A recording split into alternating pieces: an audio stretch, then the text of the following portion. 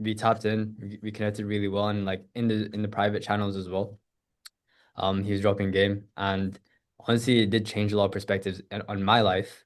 And yeah, I'm forever grateful for what advice Tristan has had to share with me. And yeah, I'm pretty sure Tristan has a lot of sauce for us today. So yeah, tap in. Bilo, Cohen, Zarman, turn on your cameras. There you go. Yo, I'm How's low-key getting everybody ready right doing? now. Huh? Yeah. I'm low-key getting ready right now. So Hey, For bro, about what? to that's drop fine, some bro. gems. Let me make sure I'm recording. Yeah, there we go. Turn on the camera, bro, please. I hope you're in the shower, bro. I just got out. Let me put on some clothes and I'll turn it on one sec. I got you. I got you. You don't need to. Okay. Go ahead, All right. Tristan. Introduce yourself. Introduce yourself first. Yeah, absolutely. Yeah, for those of you who are in here, my name is Tristan. I've been obviously in Cadna for what now, like about 3 months. In terms of professional side, I'm just a growth up, help coaches scale. We'll leave it at that. Everybody kind of knows what that is. I've been doing that for on my own for about 4 months, but prior to that, I was internal COO for an info business for like about a year. Setter before that, closer before that, so very linear ascension path. Before that, I had a full time job in corporate finance. I did the whole school route. I know a lot of you guys might have quit school, so congratulations. It's not worth it. But I did the whole 9 yards, and then ended up, transitioning into making money online. As far as mindset goes, I have a really good call for you guys today. What I really want to focus on, it's not going to be like anything deep. It's not going to be like an insane deep dive into anything, because there's so much out there about whether it's mindset, whether it's your subconscious, whether it's like anything at all, that if you provide people with like too deep of a explanation, I think up front, it gets really overwhelming. I felt that in my own experience in the last like year. And transparently, like I am 100% just like learning in the same way that you guys are as well, right? I'm maybe just a little bit farther along in my journey. I'm extremely passionate about the stuff I'm going to talk about today. I think it is the most important work that you can do in your entire life, bar none. Doesn't matter money, doesn't matter like anything else. Discovering who you actually are and why you do the things that you do will impact the rest of your life in all facets, right? And Yeah. so, what I'm going to present is going to be a very like high level narrative of what your subconscious mind is actually capable of, what it even means, how it's presented itself in my life, so that I can hopefully relate to you guys and can maybe like take some relations from that. And then we're gonna just do like open floor Q&A. I only have like 25, 30 minutes of a presentation. I did that intentionally because I really want to provide anybody with the opportunity to just like either pick my brain or pick each other's brains about what different things might mean to you. And I think that's why Josh has maybe related a lot to what I had to say, because it's just open format. Like, here's what I think, here's how I see it showing up in my life. And if you think it the same way, great. If not, also great, right? You're on your own journey. So without further ado, I'll share my screen. I'll kind of walk through the deck that I have prepared. I kind Yeah. of want to get a show of hands or like a message in the chat or whatever, like who here actively works on their mind, like meditating, journaling, like anything like that. Um, I try to. I try to. Before we continue though, Yeah. everyone, let's welcome Hugo. Hugo is a absolute killer. But yeah. Hugo, I recommend that you connect with some of these guys, especially Tristan as well. He's an absolute killer. Bilo, if you wanna just like, I don't know. Do you want to Bilo, be a degen? Milo's locked. Milo's so top 10, bro. But yeah, Yeah, Yeah, bro, I gotta lock yeah, in. Well, I'm trying to lock in, so. yeah. I got you. yeah, yeah. Who the hell's All iPhone? right. I think that's Miles. But I'm iPhone. okay, Miles, you need to lock in, bro.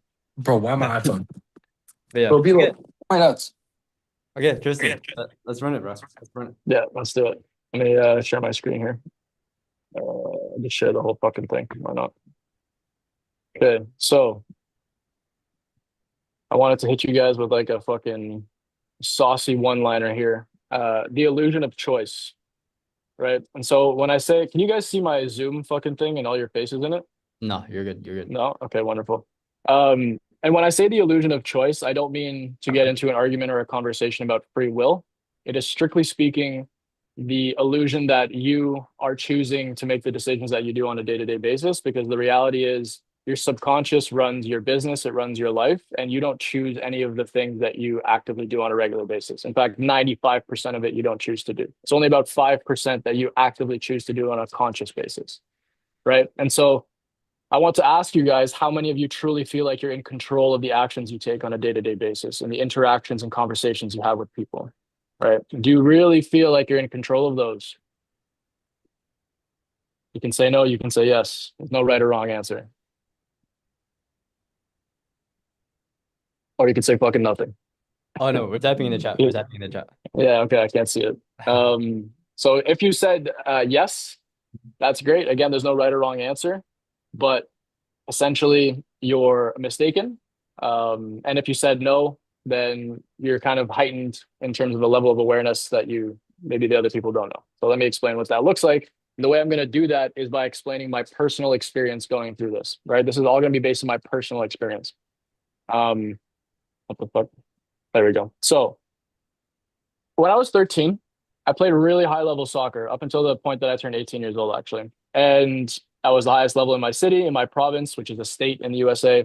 And there was a guy on my team who was the best in our province. I just so happened to be playing with him. And I, at this point, was already a little bit self-conscious about my talent. Like, I definitely wasn't a standout. My dad was actually quite hard on me, and I was always kind of like not trying too hard. And one day, like literally a random day, it could be a random Tuesday evening for a practice, I was dribbling with the ball through my team, and that guy took it from me. And he said out loud to everybody, he said, "Why is this guy even trying?" And now to him, that was probably just another thing that he said, right? I mean, we're all teenagers, we're all in sports or whatever. And to me, all I felt in that moment was just embarrassment, right? Naturally. I did not know the impact that that one statement would have in the rest of my life. And what it did was it lodged itself in my brain and became a virus that essentially impacted the way I made every decision and acted as a whole for like the next decade until I kind of identified where these things were coming from. Right. I didn't ask for this piece of code or this like thought process or this belief pattern. I didn't want it to be the case, and nor was it the case when I was younger. It just had installed itself deep in my operating system or in my brain, and it was taking control of everything. Right. And so we often think that our lives are shaped by these big dramatic moments, but they're not. They're shaped by the stories that we tell ourselves about those specific moments. And most of the time, we are not even the ones writing those stories, right? We do it subconsciously in our brain. Our conscious brain doesn't even know that it happens, right? And so when this happened, it impacted a lot of my life, and it created what I've essentially tokened as like two-faced confidence. So on the outside, I presented myself in a lot of the same ways that I do with you here today, like outward confidence. I was always able to talk to women. I was a great public speaker. I definitely enjoyed attention. I always wanted to kind of like be the center of a friend group. I wanted to present myself well in class. Like I would always volunteer to speak in English class if we were reading a book or something. So everybody would describe me as like a confident person. But inside, I had zero internal confidence. I was full of like self-doubt, lack of self-belief, and convincingly, I had fooled myself to think that I was a confident person, but it was just a mask. Like I was basically playing a character every single day of my life, and I literally never knew. Like it was so deep down inside me that I had convinced myself I was a confident person, but I never knew how like marred by self-doubt I was. That's how bad it had become, right? And the reason for that is our subconscious often functions as a protective mechanism. It explains why we avoid going all in, why we settle for being average on purpose, and why we rarely push ourselves to the absolute limit. Now, all of us as business owners now, we have ascended to a certain level of consciousness and understanding that we are pushing ourselves to be better. So we're like a step above that. But if you're anything like me from a few years ago, or even, a year and a half ago, everything I did was to put myself in a position of not being vulnerable or potentially not failing, right? Because getting an average grade after trying half-ass was less risky than trying my absolute hardest and not getting a great grade. Because then at the end of the day, I could always say, oh, I didn't try that hard, right? So I always had a defense mechanism, right? And so for me, being in the middle of the pack became my hiding spot. When we do not put all of our cards on the table, we avoid the risk of losing them. And it's a perfect strategy for survival, but a terrible strategy for winning. So as a business owner, you absolutely have to put all your cards on the table in order to win. Like no risk, no reward. Now that might sound cliche, but if you just continue to hide, even if you get to 20K a month, 30K a month, 40K a month, even in Josh's case, possibly 100K a month, right, with Katna, those things all might happen. But in order to ascend to the next plane, you have to let go of some of these like worries or limiting beliefs. And those show up differently in everyone, right? Like this two-faced confidence might totally not have been a problem that you have had in your life. You might have always projected outward confidence and been really confident internally. But then I would ask you to think about, okay, like why have I felt the need to do so? Right. And so let me just transition to the next one. So at least in my case, this is the mindset that we all have or had and then lost. So self-doubt and fear is not a natural human being state. Yes, fear is a primal response to like external circumstance and like a survival instinct. However, as a child, we do not have these instincts of like hiding into a hermit crab shell. They're learned behavior and viruses that we pick up over time from either other people, things that they say, or societal beliefs that are placed onto us. For example, limiting beliefs around money. I was not born with a limiting belief around money. I did not know what money was. But because of the culture that we grow up in, where all anybody talks about in Canada is, oh, the interest rates are going up. Oh, I got to pay my mortgage. Oh, like, you know, I'm looking to get my next 1.5% raise. Oh, like I got to save all my money for retirement. The only thing that we're ever communicated is a scarcity belief around money. How could I ever have any other belief if all I ever hear is that one? Right. And so that was a manufactured belief system that I had that I wasn't born with. So our factory setting is relentless, unstoppable, and success seeking. For example, when we learn to walk, we fall 100 times a day when we crawl. Never once did I consciously think as a child, maybe walking just isn't for me. Every time I got back up and I kept trying to crawl and then walk, and eventually I learned to walk. The same goes for riding a bike. I fall off a bike. After I take the training wheels off, I cry, but I get back on the bike. The goal was the only thing that mattered in that case, being able to ride the bike. And at no point did I tell myself, you know, maybe biking is just not one of the things that I'm good at and I should probably stop, right? Because that wasn't a limiting belief that society had placed on me. In fact, it was the opposite. It was a societal belief that you should just inherently know how to ride a bike, and thus you will do whatever in your power in order to learn how to do so, right? No matter how many times you fall off. And then, maybe relevant to a lot of us, definitely for me and Josh, I know, I played so many fucking hours of Call of Duty over the course of my like life, right?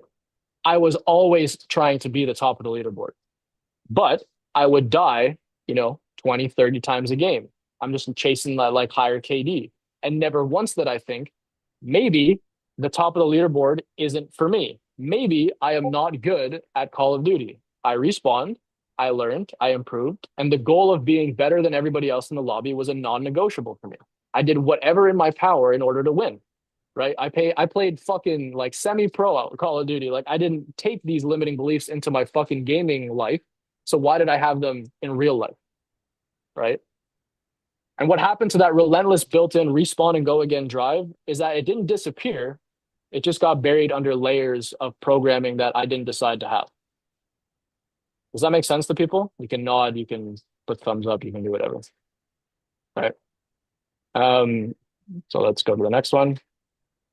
And so when you're 0 years old, or I guess you're just born, until the time that you turn 7, is when a lot of these viruses might be installed, right? Your brain is in a theta brainwave state. Now that's like maybe a little bit more of a complex topic for some people, but it's essentially like hypnosis. So it's the time where your subconscious mind is the most likely to be impressionable to new, information. And that's why learning a language when you're young is fucking easy, but learning a language when you're in your mid-20s is not fucking easy because your subconscious brain is not programmed to, learn new information at a high rate, right? We're sponges to downloading an entire operating system for life at that time, but it goes away by age 8. So wet cement, every experience, word, and emotion gets pressed into you. A soccer teammate's comment, our parents fighting about money, a teacher who praised you for being for staying invisible. Each one leaves a deep handprint in you.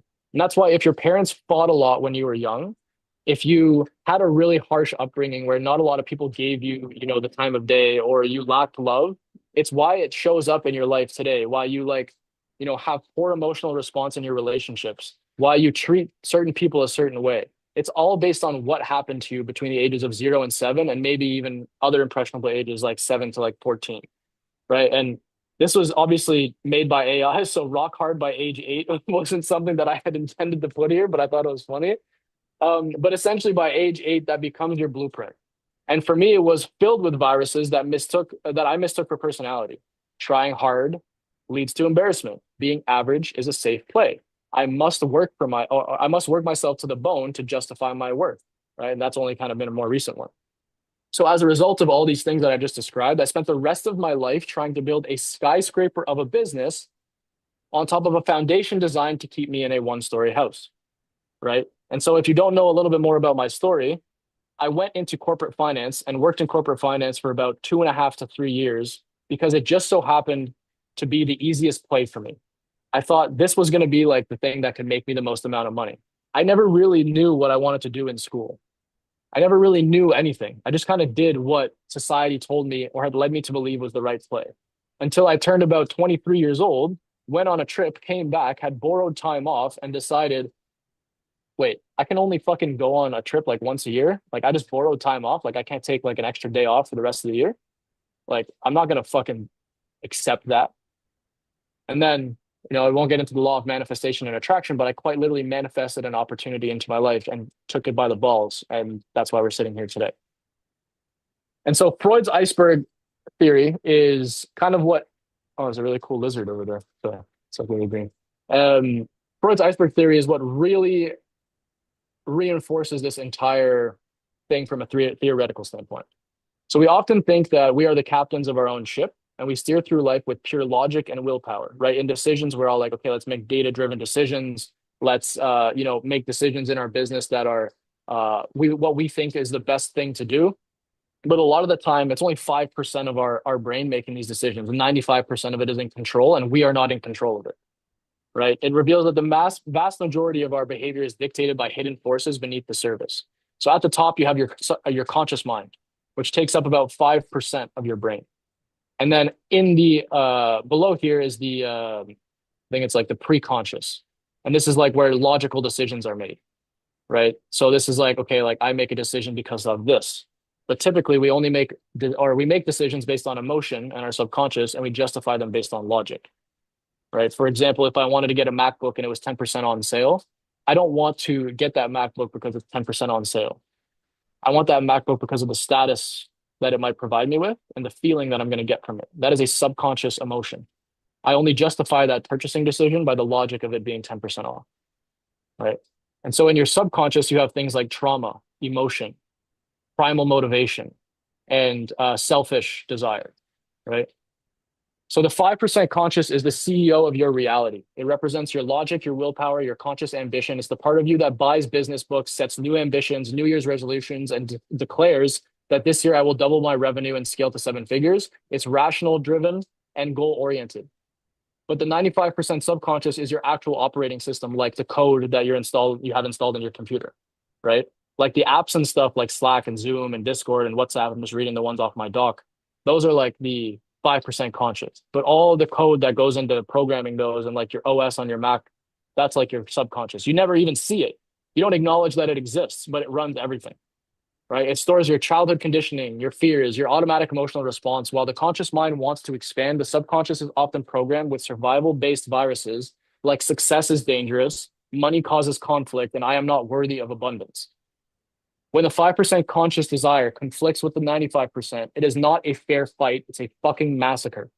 You will never win.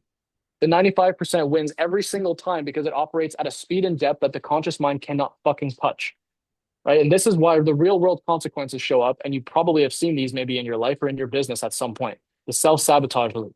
You know exactly how to scale and what to do, but you procrastinate on the moments when things get difficult or on taking action on the things that would actually lead to, you having double the amount of revenue coming in or double the amount of clients, because having double the amount of clients means double the amount of fulfillment. And that's fucking scary.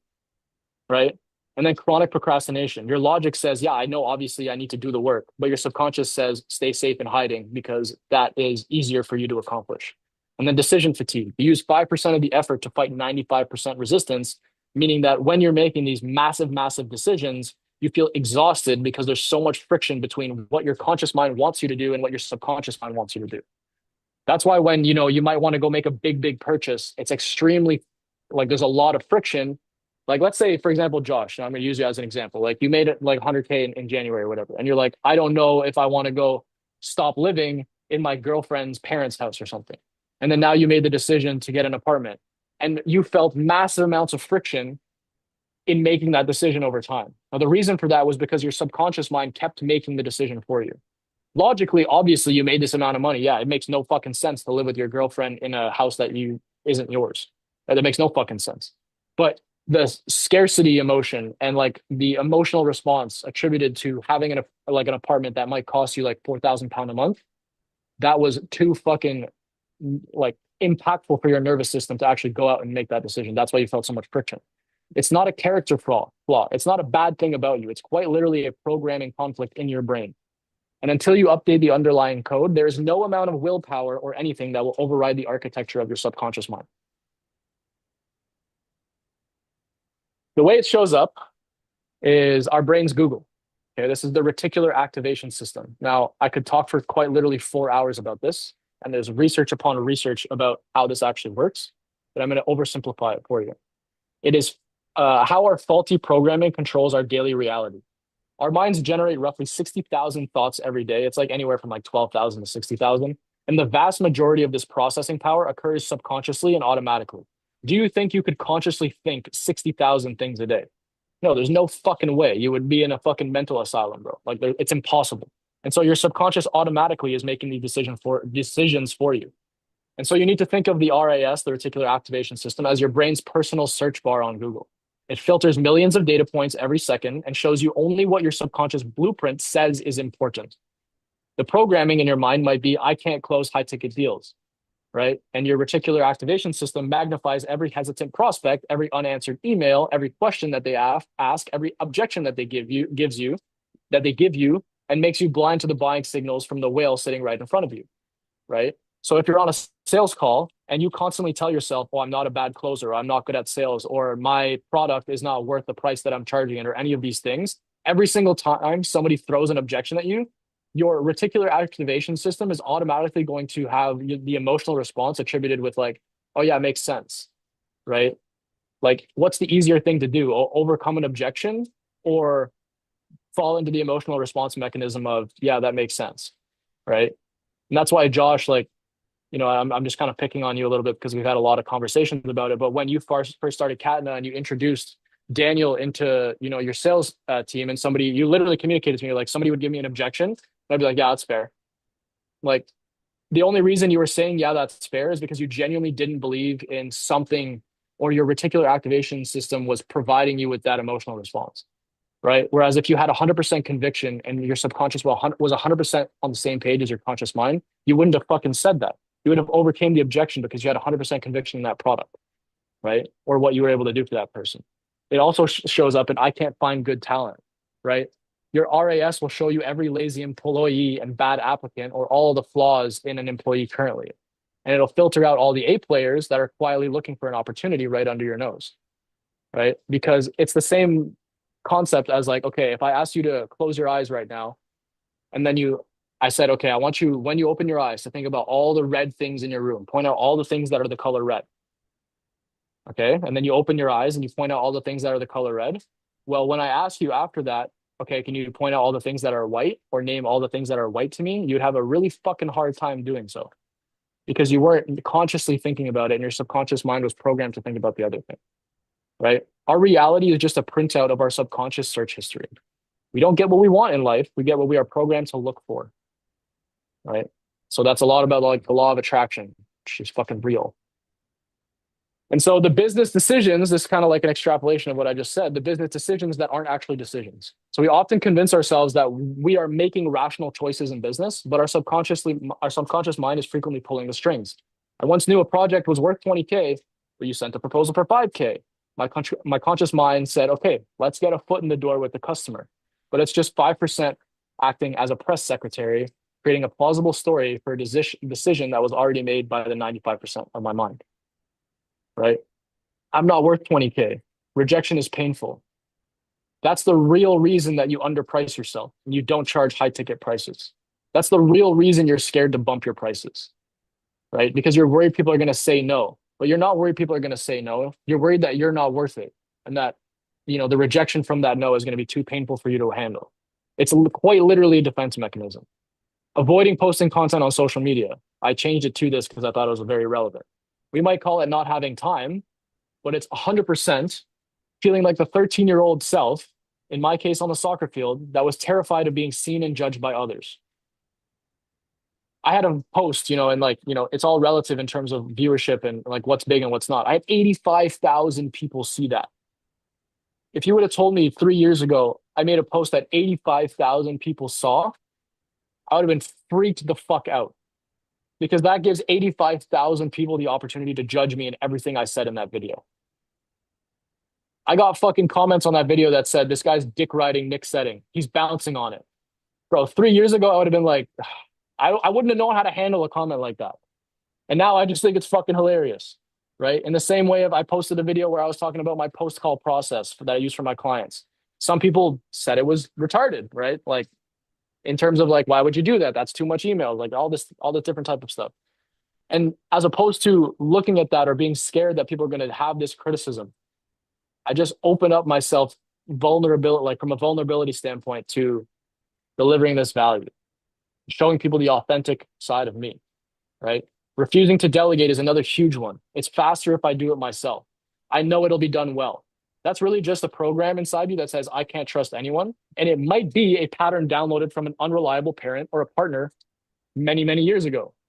If you had a dad that said he would show up to some of your games when you played sports and he didn't show up, that will show up in your life now because you will be slow to trust, right? Because you had your trust broken when you were younger.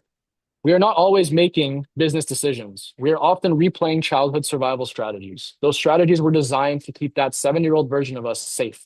They are not designed to help you build an empire today. And what you need to do is break the loop and pattern interrupt yourself and install a new code. For example, what I'm going to get into now, but my coach, when I was going through this, and I'm still going through it, he was essentially saying, like, imagine trying to run what's like a fucking crazy like software. Imagine trying to run like fucking Premiere Pro on some Raspberry OS from like 10, 15 years ago, right? And edit and export like a fucking 45-minute YouTube video with log, with like a specific fucking, what's the the LUTs and stuff, right? Imagine trying to do that on a computer that was made by Lenovo in 2005. It would be quite literally not even possible. Like it would just crash. Like the computer would just die. And so it's the exact same concept here. You're trying to run a business and hit 7 figures like a year or maybe even a month on code that was installed in your mind between the ages of like 0 and 7, or maybe 7 and 14, right? How can you possibly expect to run a business on these softwares and on these codes? It's impossible. It makes no sense, right? And so what you need to do is you need to notice the sensation that happens when these like difficult things come up. You name the program itself by saying like, okay, maybe it's imposter syndrome. Maybe I have this limiting belief around this thing. We're going to call it like a fucking pricing limitation, whatever. And then you separate that identity from you. You kill it. You kill that version of you. You write down the aim that you want to change, and then you read and visualize it all the time to like print it in your subconscious. Like I'm literally tattoo it in your mind, right? And so the interrupt would be, I feel the knot in my stomach before I send a low ball offer. I stop and I breathe and I say, okay, there it is. It's the I'm not worthy program. I named it. I don't fight it. I understand that it exists. I observe it. And then in that space between observer and program is where my freedom and my consciousness lives. I'm 1% more conscious now that I understand what just happened, right? And then you install new code. That's the offense, right? Because defense is having the code itself. Offense is installing new code. The old code is, I hope I can sign more clients. Well, hope is a fucking banned word in all of my like social groups. And especially when I was doing growth up in my, like when I do growth up in my teams. Like you cannot say, I hope for an outcome because hope means that the outcome is external. It's not 100% internal accountability, right? Wishing for something is ineffective. The new thing that you put into your code is I will partner with 10 high impact clients by this date, generating this amount of money with integrity, freedom, and fulfillment. You read that every single morning, every single night. You feel it to be true already. That is the process of auto suggestion and intentionally overriding one's faulty blueprint, right? And it also gives you 100% internal accountability for an outcome. If you hope for something to happen, you're basically just using a defense mechanism to say, if it happens or if it doesn't, I tried my best. You have no accountability over that outcome. All you can do is do 100% of your fucking effort and put into it, and then it will happen. It's not a negotiable like outcome. It will 100% happen. And so now that you understand, you basically have the responsibility to do the real work, right? And this is a concept from Napoleon Hill, but he essentially would like use boards, like advisory boards in his brain, like in his mind, right? So you begin by firing your old board of directors, the soccer kid serving as the head of risk, the critical parent you had serving as your CFO, the doubting teacher who serves as your head of strategy, and you appoint a new board of directors. You aboard my own, right? My mentor, Marcus Aurelius, my future self. And then before every big decision, you would ask yourself, what would my future self do here? What would my like board of advisors do here? And you meditate on these things, right? Because the real diagnosis is that a business often plateaus, not because of the market or the competition or your pricing or because of anything, but because of you. It is 100% because of you. The limits you perceive outside are frequently a direct reflection of the limits that you hold on the inside. And that's why people say your business is a reflection of yourself. And so the real work is that the solution is not found in a CRM, a new ad campaign, a new ad angle, a new funnel, a new offer, a new price. Those constitute only 5% of the work. The real work and the labor that truly moves the needle is in the 95% that you cannot see and that you usually most often do not control. We must make the unconscious conscious because until we do, it will direct our lives and our businesses, and we will call it fate. I am ready to get to work. That about concludes the actual presentation that I had from like an understanding standpoint. This work changed my life. I'm not going to sit here and pretend that I'm done it. I'm not going to sit here and pretend that I've achieved every success that I, desire. Some people in this call are more successful than me, but I know that the most important thing I will do in my life is further understanding my subconscious mind and myself and everything that makes up my chemical makeup and my decisions. You are free to explore the same. That is 100% how I feel about it. Yeah. Anybody have any questions? I want to open the floor and start like a open discussion about all this stuff because I could talk for hours. Feel free. Oh wait, Tristan, that was a really good presentation. Thank you. Okay. So for the past few months, I've had the identity of $100,000, like being $100,000 like business owner. Now that I've achieved that, like how would I rewire my brain and identify a new identity to work towards or to embody? So you feel like you're at $100,000 and you have an identity right now that you need to re-identify with something to get to the next level? Yeah. Because right now, like I've realized, okay, the only reason why I'm operating now is because I'm competing against other people. Okay. I would think about like again, like it's easy to say fuck the money. But I would think about like 10 years from now, like what is the Josh of 10 years from now? Like what does he hold dear to him? What is the kind of life that you want? Right? Like for me, for example, like I have in my journal an identity statement and it's 100% accurate to what I want it to be like next year, for example. And it's every morning I wake up and I can walk on the beach in the sun with my girlfriend who I, maybe at that point have already become engaged to. I make X amount of money. Here's how I do it. Here's why I do it. Here's what I'm able to do because of it. And all of these things. And that's just basically identifying with the man that you want to be in the future. And you need to start acting that like that in the immediate. Right. So if you're chasing money or making money because of like a competition, like it'll take you far, but it'll only take you so far and you won't be happy throughout the process. You've already experienced that. right? Like you hit your 100K month and you told me that you felt empty, or like it was like I slacked off after that. It's because your purpose was to hit that milestone. It wasn't to hit a milestone of impact, Mm, you know? okay. Okay. I feel you. Does that answer your question though? Maybe I can make it more clear. I'm just trying to think because like, yeah, okay, I get that. And I've been going around asking a lot of like business owners who are doing six figures a month, like, what is their reason why? And Yeah. none of them actually gave me a selfish reason. I always ask like, oh, what's the selfish reason? I said, I don't know, Yeah. you know? And I feel it feels like a sin to like have a selfish reason why, you know? I don't agree with that. Mm, I again like I I want to always preface by saying like I'm totally anti making statements like this because I genuinely know what the fuck I'm talking about, but at the same time, I'm not, like making a million a month, right? Like I haven't experienced the other side.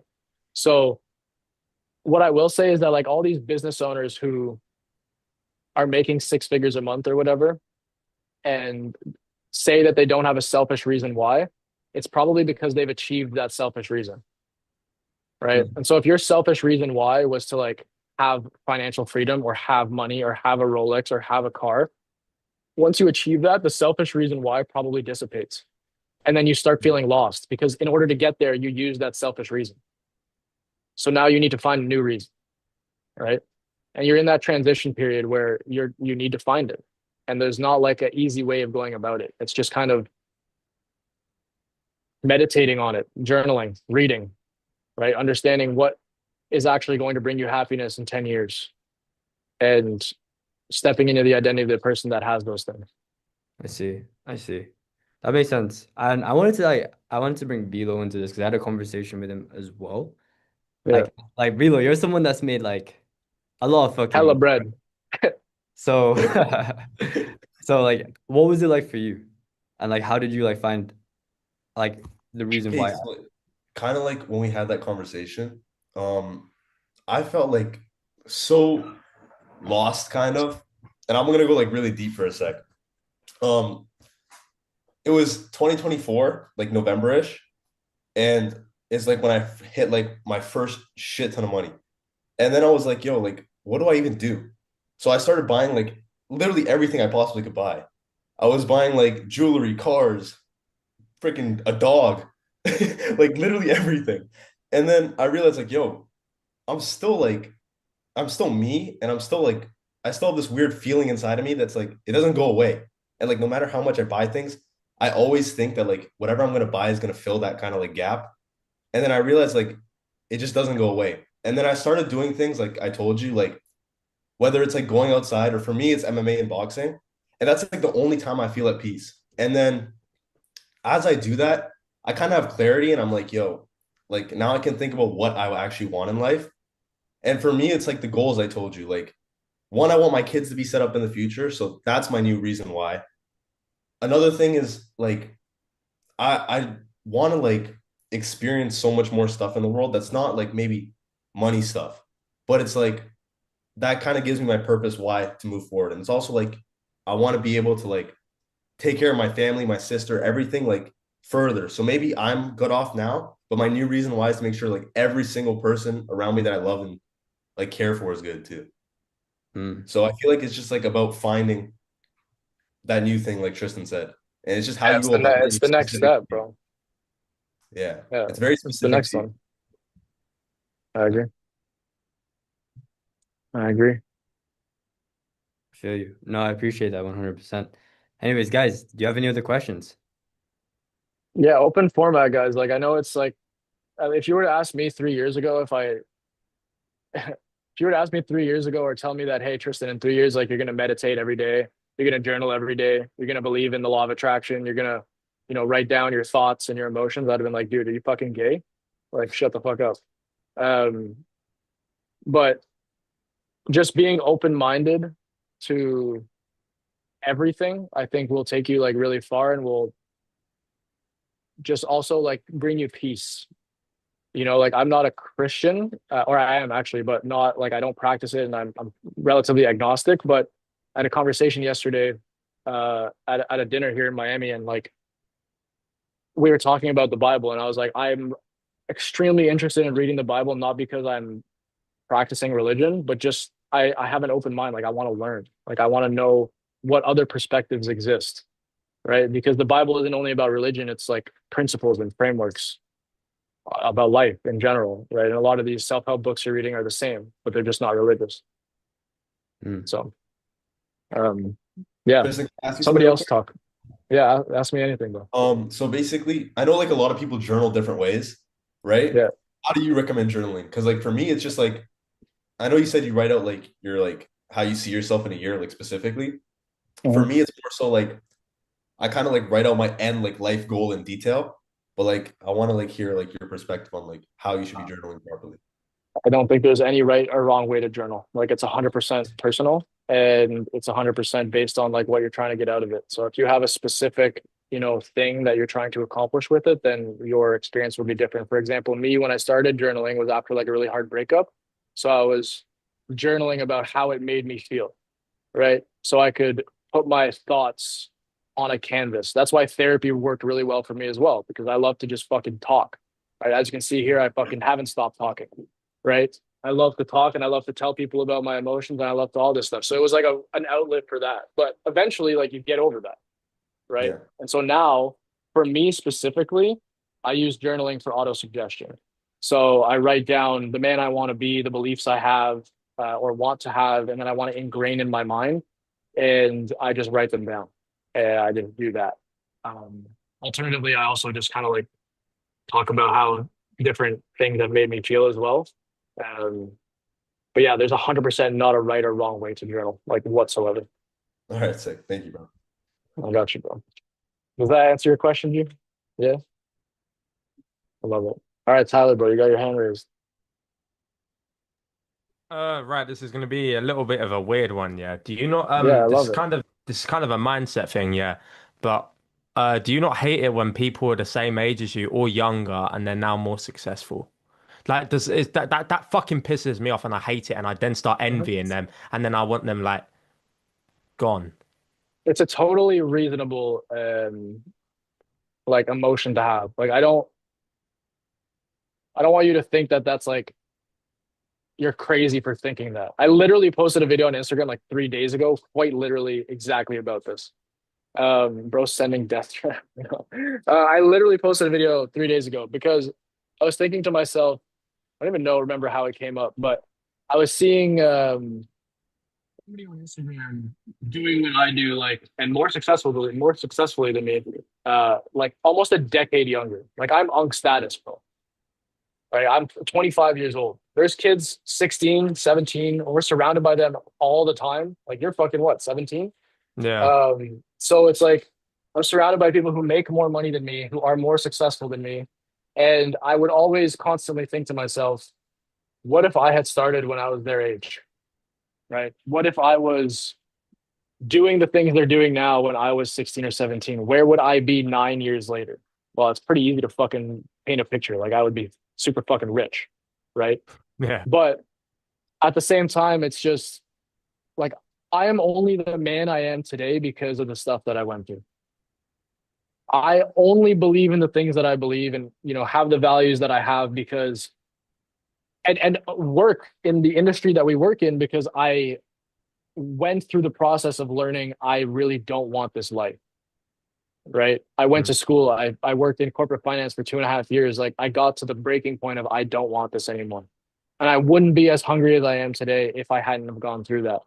Right. I wouldn't be fucking treating my girl the way that I do. And again, I could probably treat her better, but better than most girlfriends I've had in the past if I didn't go through those other relationships. So it's like you're always going to be able to compare yourself to somebody doing better, but you have your own unique path. Like nobody can take that from you. And I think it's so fucking peaceful and powerful But to just walk your own. but do you not think that's more like coping mechanism of like No, bro. no wait, let me explain if I may.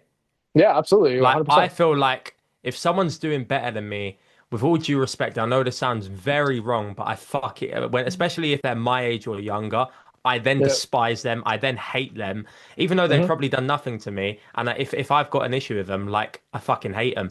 But then it's like I look at it as like number one, that's definitely an internal thing of an insecurity thing that like I don't know Yep. what it is. Maybe I have the desire of like having to be the best at everything I fucking do. Maybe it's an ego thing. Hey, it probably is. Small dick syndrome, you know what I mean? But Yep. I just feel like it's just kind of like a big issue where every time I see someone like my age or younger doing better, I then envy them and then I get Mhm. dragged down. Like, and then Yeah. I start doing worse that month. Yeah. It's weird. I'm gonna ask you a really fucking simple question, bro. Yeah. Um, I know you're still young and everything, and like we all have a bunch of experience, but like I've been through logically more than you have, right? So Of I course. will I will ask you this, like, do you think everything that you just described and like because somebody younger than you or same age as you makes more money than you, automatically you hate them and you place them on this like negative, like, are you proud of that? Yes and no. Yes, because I know it makes me desire to wanting more to be better than them. Okay. Yeah. But two, I don't necessarily hate them. It's like, fuck, how are you doing that? And I'm fucking not. Yeah, there's I'm gonna show you guys, I'm gonna share my screen in a second as well. That But how do you think you're gonna get farther in life? By focusing on the things you know you need to do, or by looking at what other people are doing and then getting angry about it? Like you think about how much energy and how much brain power it's taking for you to worry about what these other people are doing.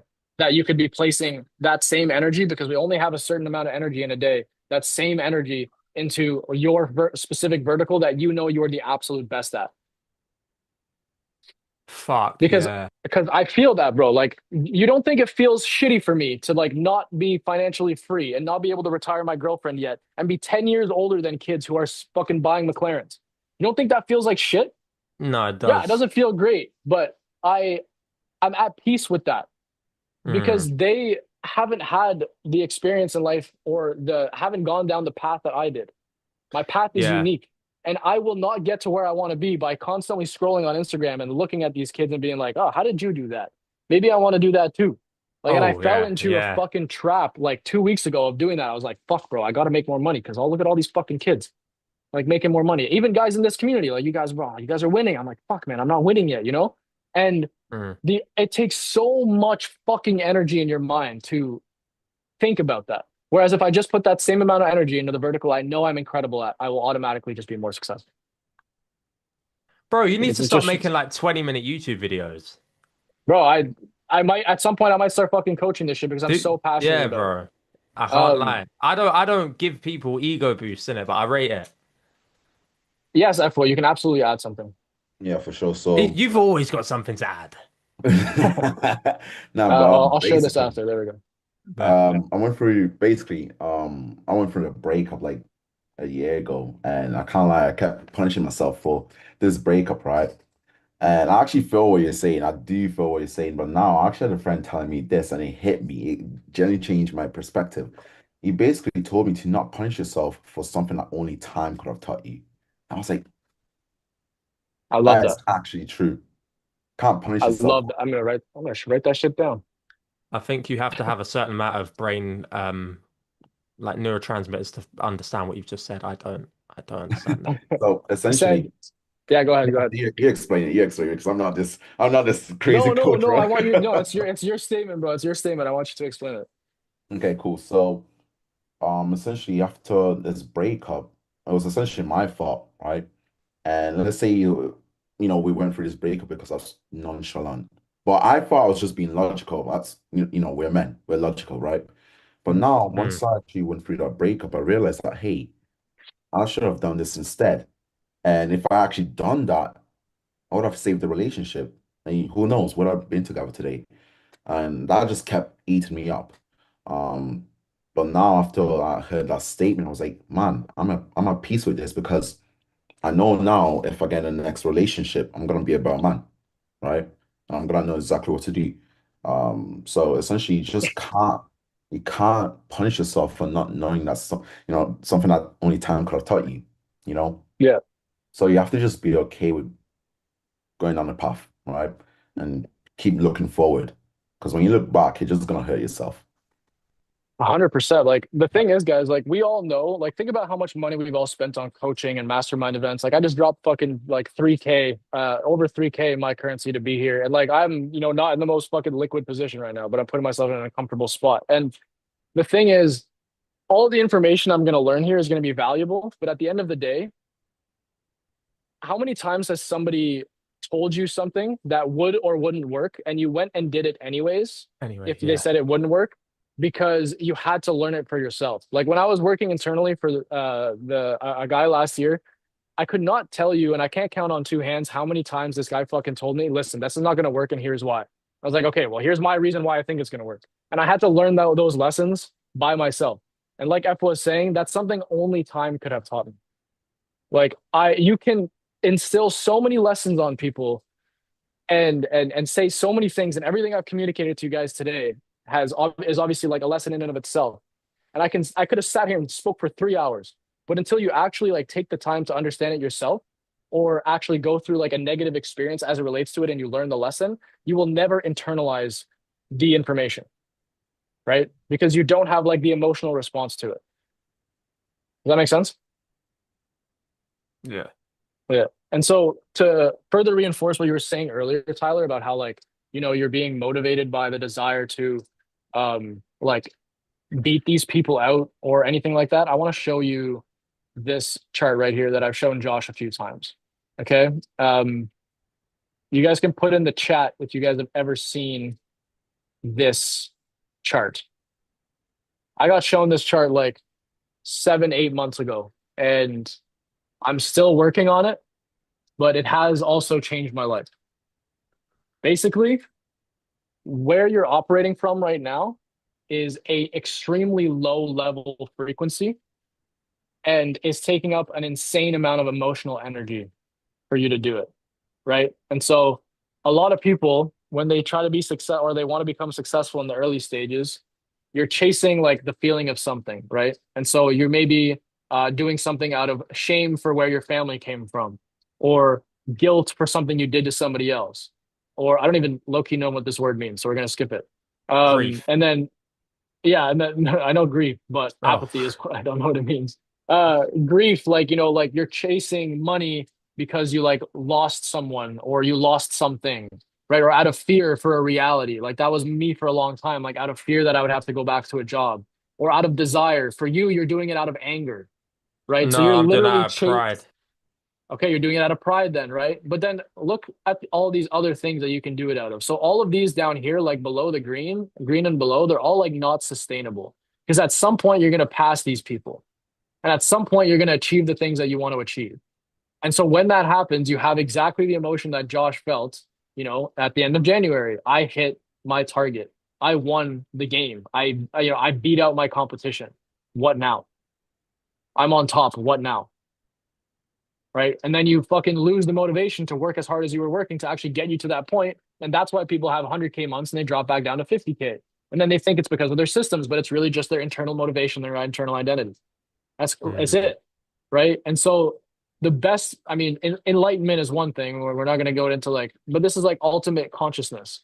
Right. And so when you do things out of love, out of joy, out of reason, out of acceptance, right? So like if you had like you're running your sales management and sales training right now, if you literally wanted to hit $1 million a month, because if you did that, then you would be able to change the lives of like I don't know, fucking 100 people or 100 something per people, month. yeah.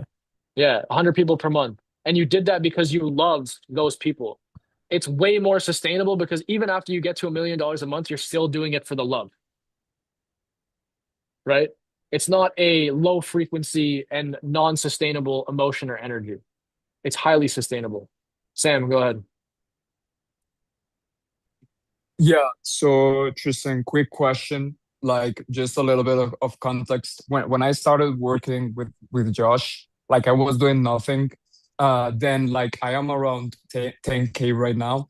Yeah. Um, right now I kind of feel the less motivated I have ever felt, bro. Like I can basically do the work, and like I know I have a lot of potential and I can be like the leader of my fucking industry. But then I don't know, I don't know if it is comfortable. The pain that I'm feeling is just like I'm not like acting as the version of myself that the best version of myself, if that makes sense. I Yeah. realized like when I was doing nothing, bro, or like my first stages in entrepreneurship or whatever, like fear was the thing that most like moved me around my days. Like it was Yeah. fear all around. And that was like dog shit, you know? That's why like I did something about it. But then I realized like, bro, like moving yourself just by fear is kind of like very painful, bro. And it's not ideal. Like I've been trying to like get a perspective of like, bro, I just want to be happy doing the shit that I am doing, if that makes sense. I don't know if that's like correct, if I'm supposed to be happy. Like Alex Ramosi tells, like, bro, fuck happiness and this stuff. Like, yeah, I just want to like Okay. Yeah. know I'm your gonna cut you off. perspective. I'm gonna cut you Yeah, off right now. You say Alex Hormozy says fuck happiness. Did you watch the interview that he did with Tony Robbins? I did. Okay, so you understand that he might be a 100 millionaire, but his mantra of fuck happiness has given him nothing but personal and internal sorrow, Yeah, yeah. right? He is empty, like, and he's working his way back up, but you could see how he was feeling in that specific. Yeah. You want me to send that link, Eflo? Yeah, please. Yeah, just go on YouTube and look up Tony Robbins X Alex Hormozy. It has like a million of views. Um, so you could see in that podcast how fucking empty or like sad he looks because he's achieved everything he thought was going to give him some sort of satisfaction and enlightenment, and he feels nothing but emptiness, right? Hmm. And so it's not fuck happiness. There's no, I would never, I, I'm chasing money and success, but I'm not going to base my happiness on that. I know that I can be happy from other things. And that's why, I try my best to spend as much intentional time with my girlfriend because I feel truly happy in those moments.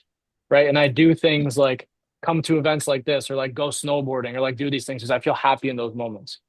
Right. Yep. Because the business isn't the end all be all. And maybe that's made me less successful over time. Right. But Huh. at the end of the day, like I would rather make $100,000 a month and be like completely free and be happy than be fucking depressed and make $1 million a month because at both you can do like whatever the fuck you want in life, right? And so again, I'm gonna share my screen with this fucking levels of energy chart. I'm gonna show you you were doing things out of fear and then you overcame that Oh, fear, right? yeah. You were maybe doing things out of fear because of maybe like you had to, well, what were you scared of?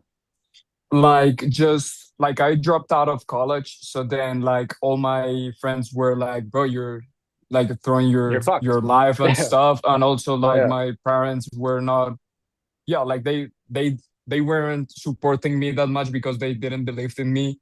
And yeah, just proving everyone that I can do this. Yeah. So you were scared of that. And now you've made $10,000 a month. You have a predictable skill set where you know you can continue to do that. And so your motivation to actually do it is no longer there. You're not scared anymore. Right. So now you're searching for a new Yep. reason why to even work in the first place.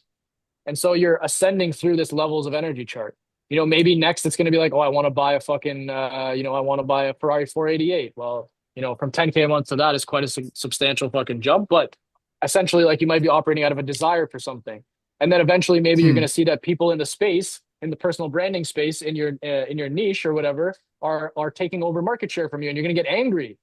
And you're gonna be like, no, fuck you. Like this, I'm the fucking guy, like for this, right? And then you're gonna be prideful, and then you might eventually ascend. But if you can quickly, by becoming more and more conscious, ascend to this, I guarantee you, you not only make more money, but you are more happy through the process. Just lead Damn, with bro. love. Yeah, that makes a lot of sense because actually, like right now, I want to buy a car, and also like competition is taking in it's yeah, it's basically doing good in my market. So that's kind of what's motivating me right now. Like, what are your yeah, like how can I go up that chart faster if that makes sense? Stop motivating yourself by the desire with the desire to like if you already have the freedom, don't motivate yourself with the desire to like have material objects. Start motivating yourself. And Hmm. again, this is like fucking, even in my own life, I struggle with this. Like, I'm not gonna sit here and pretend that I'm perfect. Like, I also have got to the point of just acknowledging, like, nah, I want to make money. Like I'm Hmm. chasing fucking money. I'm chasing status. But I also operate out of a place of love. So when for example, like when I'm managing sales teams and I'm managing setters and I'm managing DM setters, we're not going to sit here and pretend that calling people $125 a day, 8 hours a day is fucking fun, right? Being Hmm. hung up on, people not answering. But I tell every single one of my people in my sales teams, I say, okay, listen, I have an amazing offer here. Like people can change and transform their lives. Every single time you dial a number, you have the opportunity to be the catalyst for their life changing completely. If you do not dial the phone and they don't pick up right now, and they don't get on sales call, and they don't close, and they don't join the program, the rest of their life might look drastically different than if you did give them a call. And so they're operating out of a place of love for the impact that they're going to have on that person specifically, as opposed to thinking about just doing another piece of work, which is just doing another dial, right? Hmm. And so automatically they're operating at a way higher frequency. I can keep them motivated for longer because of the impact that they have on people. I get more out of them and they enjoy the process more. Does that make sense? Yeah, makes sense. Thank you, bro. Appreciate it. Yeah. So like for your situation specifically, like I would just find something, and this is like, you guys need to do research on this too. Like my word is not gospel. Like actually look into this stuff yourself and like go deeper on it. But yeah, like just find something that would be a reason for you to love the people that you work for, or love the impact that you have. Like if you love the process, you'll feel, if you love what you do, you'll never work a day in your life. It's a true thing. Does that make sense? Yeah, makes sense, bro. Thank you. Awesome. You're welcome, man. Sky, what's up, G? Yo, bro, so I'll go back to the point where you said that, let's say, like whenever you take a certain action and it just like goes in a negative way, you're basically just programmed negatively subconsciously, but you just like your conscious mind conflicts with your subconscious. So let's say for a good example, where I live, the best of the best CEOs, like corporate CEOs, are making maximum of 25K dollars like per month. So Okay. with me, with my own experience, whenever I hopped on like sales calls or even coaching calls for me to Hmm. buy something, I shivered to my bones on speaking to those people who are just like way, way above of every single person who were giving me advices, like here Yeah. where or Hmm. an example where I'm DMing people, DMing creators to just like sign offers for growth operating, let's say. Yep. I just like stressed out so much, but what is the exact like way that you go with things on actually realizing what you're like programming yourself subconsciously and changing that?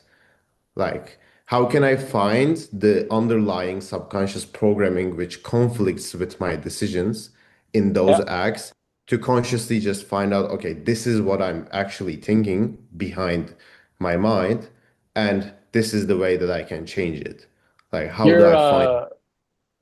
yeah, sorry, I didn't mean to cut you off. Your subconscious is definitely impacting those decisions, but Mhm. I'm going to explain to you exactly the reason for that. You are Yeah. placing the value of the human beings that you're reaching out to based on the amount of money that they make and the status that they have. You're placing it Mhm. on a material pedestal. So I'll give you an example. Like last night at dinner, um, relative to some of the people that I spoke to, I am in no way, shape, or form a whale or make nearly as much money as they do. But I don't Mhm. place value on how much money somebody makes in a month. I place it on how authentic they might be with me and their actual character as an individual. So I don't feel uncomfortable having conversations with them because I know, like, let's say, for example, somebody made $500,000 a month. Well, they make a fuckload more money than I do, right? But if they come up to me and they're shallow and they care about how much money I make and this and that, bro, I don't respect that person. I don't give a fuck how much money you make, right? And you're placing the amount Mhm. of respect you have for them based on the amount of money they make. And that is why you're scared to outreach them or shiver to your bones when you talk to them because you don't place yourself on the same playing field as them, on a level playing field, right? You don't Yeah, maybe that makes believe, a lot of sense. yeah, you don't maybe even, and again, it might be even deeper that you don't believe in your own ability to do the stuff for them in the first place. And that would be like a self-worth issue, right? And that from a self-conscious perspective is just first step is identifying like when these beliefs come up. And then the next step is thinking and meditating really hard on like, okay, where would this fear have come from? Like where the best way is to ask yourself the continuous question, why?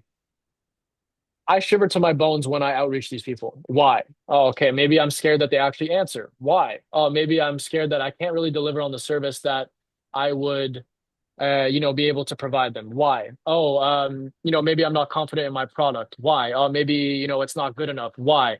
Oh, maybe because of this. Why? Oh, like I actually just don't believe in it. Why? Oh, because like something somebody said to me when I was 16, they made me doubt my self-worth. And ever since then, I have, been scared to kind of put myself out there with people, right? Why? Oh, because that person wasn't conscious and they were just saying something and I've internalized that as a, self-belief. And then boom, you Mhm. found the root. You literally ask Yeah. yourself why 5 times and you found the thing that's been changing the way that you act for the next 10 years. Yeah, that makes a lot of sense. And that's Yeah. literally just like correlates to the points like let's say back when I didn't really knew anything about business, when I was just like in high school doing absolutely nothing, in just like normal friend groups. In any single friend group, I literally was just like so comfortable hopping on stages, talking to like being the head of a friend group, just basically putting out my own ideas and emotions in front of people. I was super Yeah. comfortable with that because in a socialized like framework, when we're just like comparing ourselves in the social like consciousness level and the things Mhm. that we know about like emotions and thinking perspectives, I was super confident in myself. But whenever I got into the business space, I was just seeing people as numbers. And Yeah. that just correlated, that just like cut out the whole entirety of okay, like who this person is actually is on a personal level, like how conscious are they, how caring are they. I didn't really care about anything of that. If they were making more than me, I immediately got just super just anxious talking to them. Yeah, that's literally the answer to that. Yeah, you just answered your own question. You just answered like the only reason why. Like if you're saying that you used to be like confident on stage and always the center of attention and you no longer have that feeling, then I guarantee you there is like one, maybe two things that happen in your life that cause that and you know them. Like they're there. You 100% if you really thought about it, Mhm. you'll find them because they're rooted in your subconscious mind. You just need to bring them forward. Um, and yeah, like, why do you think you're fucking scared to reach out to these people? Because you place so much emphasis on how much money they make. And it's not even your fault, Yeah. right? Because think about all the shit, like the only thing that we fucking talk, you guys are talking about in the chat right now. You just closed a little 8K deal, right? Again, we're worried about Yeah, the money true. that's coming in. It's like, that's all anybody fucking talks about ever. It's like, it doesn't fucking matter, right? And again, I'm not going to sit here and say that I'm not chasing money. But when I go up to people and I talk to people, I don't care how much money you make. I don't care if you're starting out. I don't care if you're fucking making $500,000 a month. I care if you have good character and you share my values. Right. And so as a result of that, I'm confident to have quite conversations and ask insightful questions to anybody at any level. Mhm. Yeah, that makes a lot Right. of sense. I appreciate you, brother. Thank you. Yeah. 100%. Go work on yourself, man. Yeah. You have it Thank in you. you.